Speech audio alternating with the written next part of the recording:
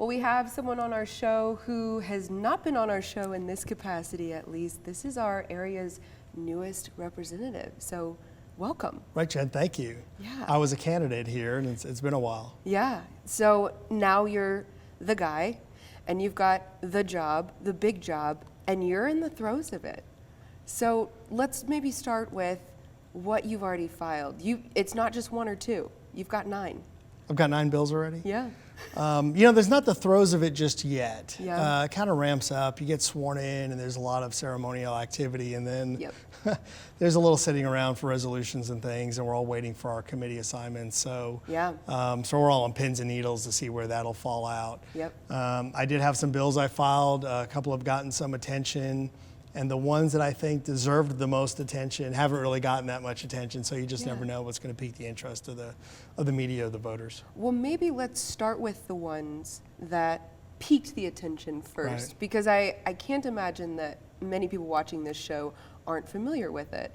Let's talk about, you've got some First Amendment right bills, but specifically, let's talk about it.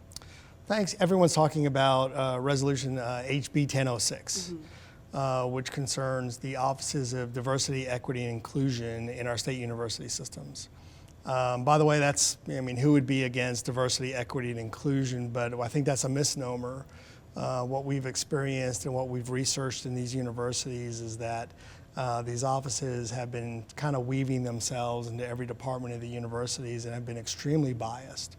I would argue biased to the left, preaching sort of, or kind of lecturing people on white supremacy and other sort of outrageous things we would consider outrageous, what we would consider maybe anti-American. I don't mind teaching American history, I don't mind discussing it in a university setting, but I think when you are on the state payroll and it's public dollars, that the discussion should be fair and let the students fall down on whatever their opinion might become. But I think the professors and the administration and all others involved in these policies and these offices should give America a fair chance in the description and the discussion of our culture. And by the way, because of this bill, we've gotten emails from around the country of faculty complaining about the DEI offices, that it's taking them longer to fill out their DEI paperwork than it is the application. And a lot of them are quite offended by some of the things that they're being asked to believe in or not believe in or what have you. So we've decided in my office that we would go ahead and file the bill, and it's gotten just a massive amount of attention because apparently the parents of students, people are paying a lot of money to go to these universities, and they don't want their children to be indoctrinated while they're going there.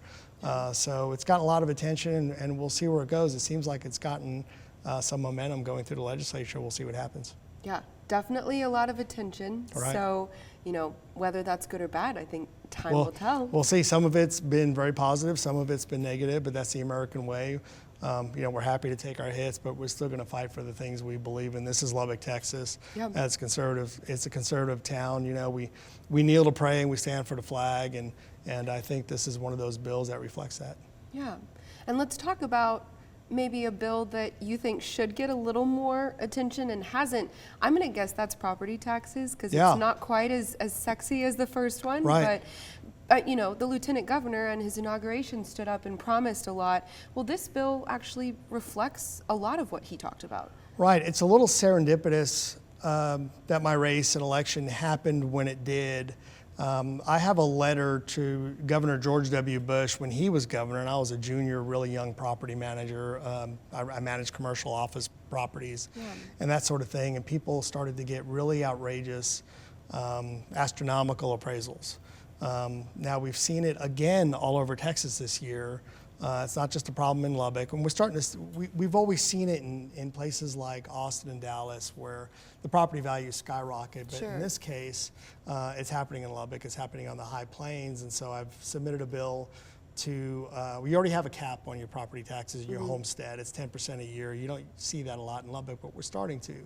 I've lowered the homestead exemption to 2.5% a year. That's huge. And I've introduced a cap on a commercial rental investment property to an 8% cap. Wow. Those would be constitutional amendments. So it's a little tough sometimes, or unlikely for freshmen to get a constitutional amendment through, but this one's caught fire too, and we'll see how far it goes. Yeah, well, this is, again, a topic that both the governor and the lieutenant governor have said, this is happening this session, so your name is next to this bill. This could be really big. Yeah, people are looking for a break. Yeah. They're paying out the nose, inflation's skyrocketing, and they want a little bit of stabilization in their property taxes. I didn't run on reducing your property taxes. I wish I could. I wish I could find an alternative solution. But this is one of those things that can help stabilize your property taxes and hopefully help you through your home ownership and through your investment properties and through your life. Yeah. And lastly, we need to talk about a resolution with your name on it too. Yeah. Several others as well, not just you. Right. But honoring Mike Leach. Sure. Representative Justin Holland approached us with signing on to the resolution honoring, one of the most influential, college football coaches of our time. Yeah. Hands down, the guy is a legend. He redefined certain aspects of the sport, particularly the offense. Teams around the country have adopted his strategy and his tactics, the air raid. and it's even coming into the NFL. So I think it's only natural that we would honor Mike Leach in the state of Texas being one of those, instrumental, monumental college football coaches. It's got to mean a lot. It's hard to believe he's gone. Yeah. What a character. He was very popular in Lubbock. Oh, yeah. Football is just like politics. Some people loved him, some people didn't. But you can never argue that he didn't redefine the sport and that he wasn't just fun and interesting to watch. Yeah, so true. And we might be sitting next to a Mike Leach in the Texas House, redefining a lot. So we'll see what happens. We'll see. A lot of the job when you start out is just logistics. It's, yes. Getting a hotel or an apartment and getting your stuff down there and how many suits to bring and where you need to be at what time and figuring out the schedule and the layout of the extension and the House chambers. So it's been fun. It's such an honor. Yeah. Lubbock, Texas is just a great community to represent. I'm very lucky. These people are, very normal, which is a big compliment in politics. Yeah. The people of Lubbock have real concerns, whether it be their police, their property taxes, the sales taxes, transportation issues in the highways. They have, they're not distracted by meaningless issues, I would argue, that I've seen in some other communities. But in Lubbock, they focus on the things that really matter, and it makes my job a lot easier and a lot more fun. Yeah, so it'll be fun to watch, see what you do. Hopefully we'll see. Yeah, thanks for being here today. Thank you. Thanks, Jed. Appreciate it.